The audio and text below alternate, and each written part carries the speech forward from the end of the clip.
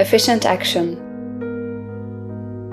You can advance only by being larger than your present place, and no man is larger than his present place who leaves undone any of the work pertaining to that place. The world is advanced only by those who more than fill their present places. If no man quite filled his present place, you can see that there must be a going backward in everything. Those who do not quite fill their places are dead weight upon society, government, commerce, and industry. They must be carried along by others at a great expense. The progress of the world is retarded only by those who do not fill the places they are holding. They belong to a former age and a lower stage or plane of life, and their tendency is toward degeneration. No society could advance if every man was smaller than his place. Social evolution is guided by the law of physical and mental evolution. In the animal world, evolution is caused by excess of life. When an organism has more life than can be expressed in the functions of its own plane, it develops the organs of a higher plane, and a new species is originated. There never would have been new species had there not been organisms which more than filled their places. The law is exactly the same for you. Your getting rich depends upon your applying this principle to your own affairs. Every day is either a successful day or a day of failure, and it is the successful days which get you what you want. If every day is a failure, you can never get rich, while if every day is a success, you cannot fail to get rich.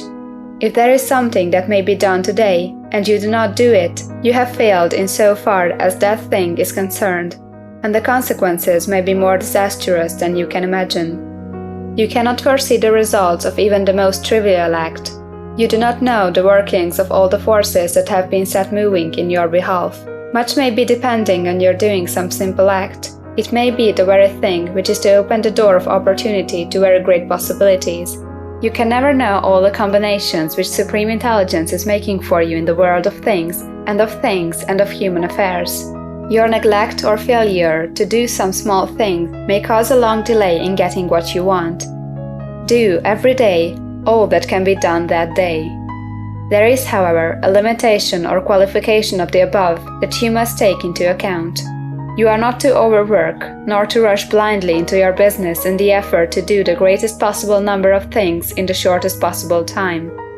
You are not to try to do tomorrow's work today, nor to do a week's work in a day. It is really not the number of things you do, but the efficiency of each separate action that counts.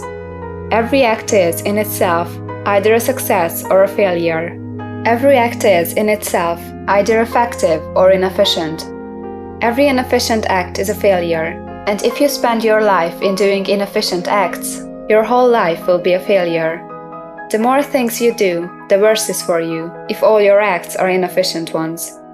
On the other hand, every efficient act is a success in itself, and if every act of your life is an efficient one, your whole life must be a success. The cause of failure is doing too many things in an inefficient manner and not doing enough things in an efficient manner. You will see that it is a self-evident proposition that if you do not do any inefficient acts, and if you do a sufficient number of efficient acts, you will become rich. If now it is possible for you to make each act an efficient one, you see again that the getting of riches is reduced to an exact science like mathematics. The matter turns then on the questions whether you can make each separate act a success in itself, and this you can certainly do. You can make each act a success because all power is working with you, and all power cannot fail. Power is at your service, and to make each act efficient, you have only to put power into it. Every action is either strong or weak, and when everyone is strong, you are acting in a certain way which will make you rich. Every act can be made strong and efficient by holding your vision while you are doing it, and putting the whole power of your faith and purpose into it. It is at this point that people fail to separate mental power from personal action. They use the power of mind in one place and at one time, and they act in another place and at another time. So their acts are not successful in themselves. Too many of them are inefficient.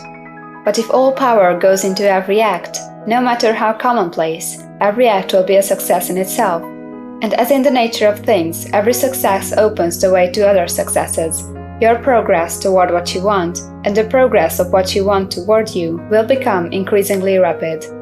Remember that successful action is cumulative in its results.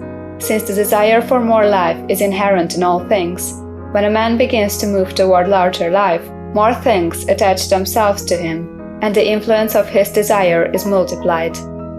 Do every day all that you can do that day, and do each act in an efficient manner.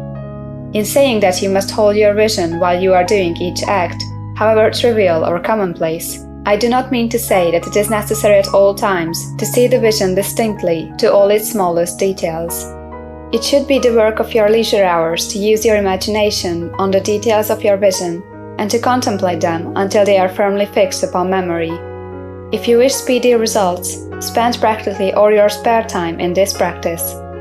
By continuous contemplation, you will get the picture of what you want, even to the smallest details, so firmly fixed upon your mind and so completely transferred to the mind of formless substance that in your working hours you need only to mentally refer to the picture to stimulate your faith and purpose and cause your best effort to be put forth. Contemplate your picture in your leisure hours until your consciousness is so full of that you can grasp it instantly.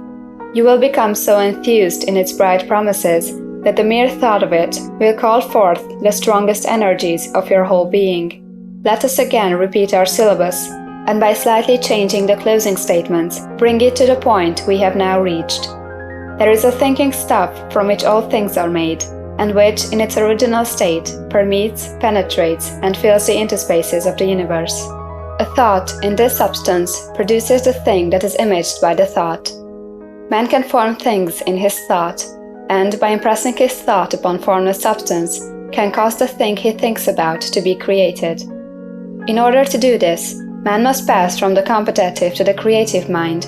He must form a clear mental picture of the things he wants, and do, with faith and purpose, all that can be done each day, doing each separate thing in an efficient manner.